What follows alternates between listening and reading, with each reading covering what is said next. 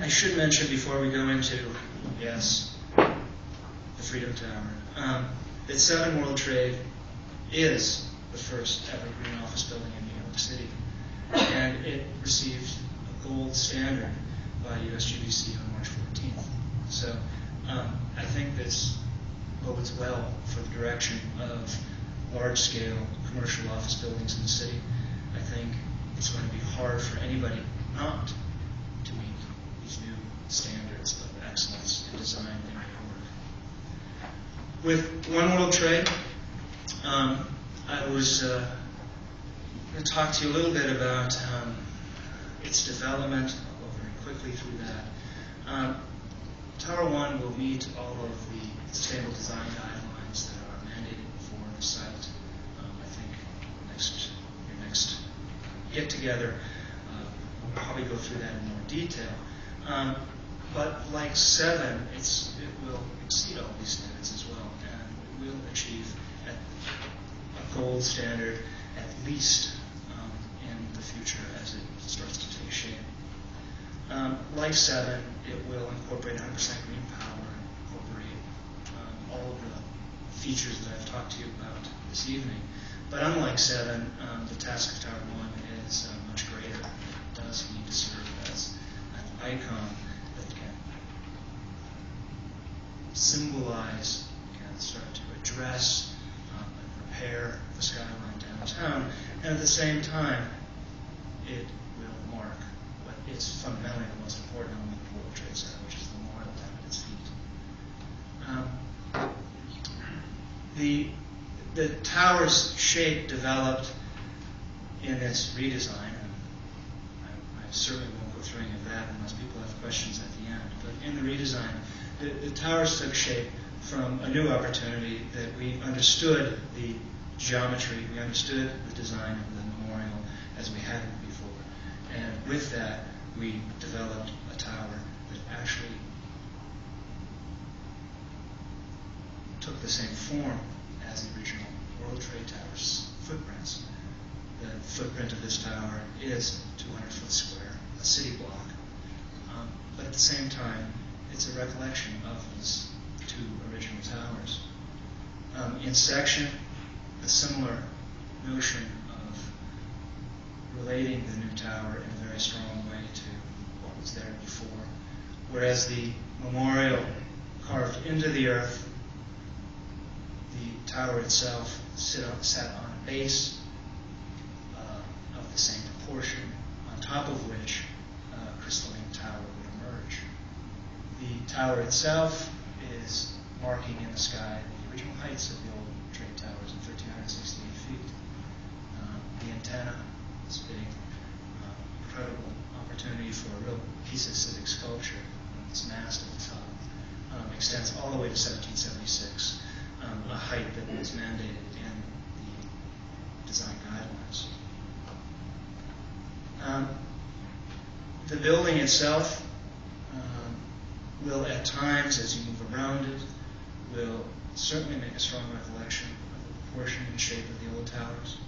But unlike the old towers, the shape changes as it moves out. Corners are chamfered back, and the tower literally tapers. And one effect of that taper is that as you move around the building, its shape changes. And as the sun moves around the building, more importantly, it will continually look different. Those great big isosceles triangles that march around the building will always collect a different kind of light. So as the sun moves, as the weather changes, as the time of day changes, this building will literally reflect and refract those changing patterns in our environment. It's, in this way, a calm and quiet building, but a building, I think, that will become activated and of most interest within the changing sun and changing light conditions. The building itself is connected into an incredibly diverse transportation network below grade, public lobbies at grade, and 70 stories of office space extending up from a base that is about 200 feet tall. At the top, like the old World Trade Towers, will be a great restaurant and a great observation deck. And surmounting all of this will be this, as I called it, great piece of civic sculpture. I'm lobbying very hard that this mast becomes something much more than what happens at the Empire State Building, which you certainly can tell if it's St. Paddy's Day, or you can tell if it's the 4th of July in the choice of color. But I think a great beacon up here that, like the old lighthouses, signals out the Morris code for N in New York, or maybe even we can find a way that it can tell us whether the Mets are rained out or the Rangers have a home game. I mean, I really do think that these buildings can talk to us, and they can change the environment by doing so. The building itself, above the base, is draped in glass to maximize daylighting opportunities, like at 7.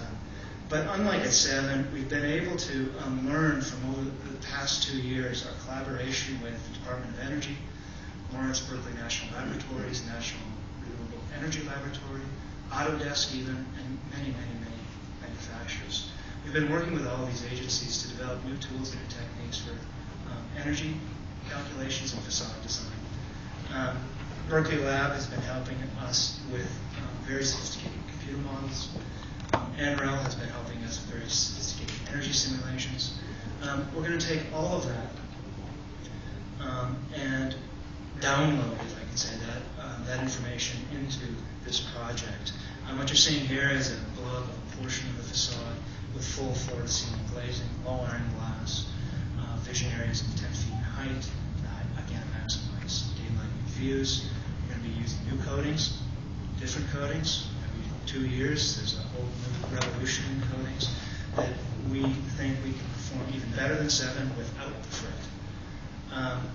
Daylighting factors will be achieved in this project as well. Interestingly to note, the glazing of this project will push manufacturers in ways they haven't before. That typically insulated glass comes in 12-foot lengths. It's the tallest standard length. We're pushing manufacturers for 160-inch glazing, 13-foot full floor glazing, minimizing the amount of connections, materials in the curtain wall itself, and also, I think, just imbuing the building with the appropriate monumental scale. Floor plans. I just wanted to mention, in conjunction with the perimeter, this form of the building is fundamental for daylight, because at tall building design, as I flip through this, you'll notice the core shape and the quantity of core changes. And many buildings have dealt with this in many different ways over the last century. Rockefeller Center, as it steps back, is really presenting the setbacks in the core within. This building does it through a constant taper. So as the core gets smaller and smaller, the building perimeter reduces further and further, ensuring that people occupying these floors are never farther than 45 feet away from the exterior wall. The old trade towers, as it extruded straight up, on those upper floors you could literally be 60, 80 feet away from the window. So plan, form, and curtain wall design all have to work hand in hand. I should mention a nuance to design of these types of buildings is it is what we call a core and shell project, meaning tenants will come in later and develop their specific floor plates. Why is that important? Well, core and shell is as flexible as possible. We talk about plug and play, developing an infrastructural backbone system into this core and shell structure so that different users, different types of offices can come into the building and set up in the way that most benefits their work models. To advocate this kind of high-performance design, however, the design guidelines for the World Trade Center and this building will develop a 5,000 square foot exemplar space, a model office within the building, and that model office will demonstrate quantifiably the kinds of savings and environmental benefits that can be achieved by users as they lease up the project. They'll be directed to New York City, New York State grants. It will be really, well, a way to advocate good design all the way down to individual users of the building. The development of the ground floor plane is absolutely critical to stitch this building into its context. Unlike most post-war buildings that rely on transparent lobbies to animate and rescale a project, our project has a more solid base, and in that way, it's much more similar to the Met. It's much more similar to Bryant Park and the public library. We are trying to find a way to learn from these examples and transform the base of Freedom Tower into a place to be. Super tall buildings have always had a hard time negotiating. It's vertical plane and horizontal thrust of the city. And we're working here to, and with Peter Walker, to develop a real integration of the horizontal and vertical plane. We're actually developing a series of terraces, trees, and plantings around the base that literally create a kind of necklace, another kind of climate around the base of the building. Summer shaded, winter when the leaves drop will be warm enough to sit. We're working on materials for these areas in order to conserve heat in the winter and to expel it in the summer.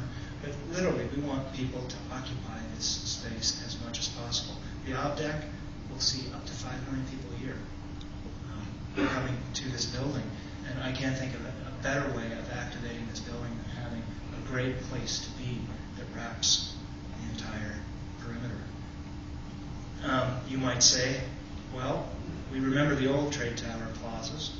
They were windy. They were inhospitable. We think that the scale that we are developing around this building is certainly something entirely different than the old towers. And more than that, we also have a system in place for transparent windscreens that will embrace the plazas and provide small spaces of very low wind velocities or no wind velocities that will be more comfortable in our shoulder seasons. I'm always amazed that it only takes 1 mile per hour of wind to drop the temperature 2 degrees. So through a combination of windscreens, trees, and vegetation, if we can drop the wind speeds around this building by several degrees, we're going to do much to make it an inviting place to be. I wanted to mention one other great toy. This redesign project doesn't have wind turbines. I think you all know that. We're still going to do on-site generation of equal or if not greater extent. This project is incorporated in one of the largest installations, commercial installations of fuel cells in the city. These fuel cells will generate up to 1.2 megawatts of electricity. And the fuel cell, my chemistry wife had to explain this to me. Very simple, it converts hydrogen and oxygen of natural gas into water. And that simple process, that simple chemical process yields heat and yields electricity. Not bad. There are no emissions. And the electricity you get is much more efficiently drawn from its source than the electricity you get from the grid. So with fuel cells, with enclosure systems, with the form of the building, with all of these factors, we are committed to not only exceeding current energy codes by 25%, but this building will be, again, as I said, at least part of the equal project.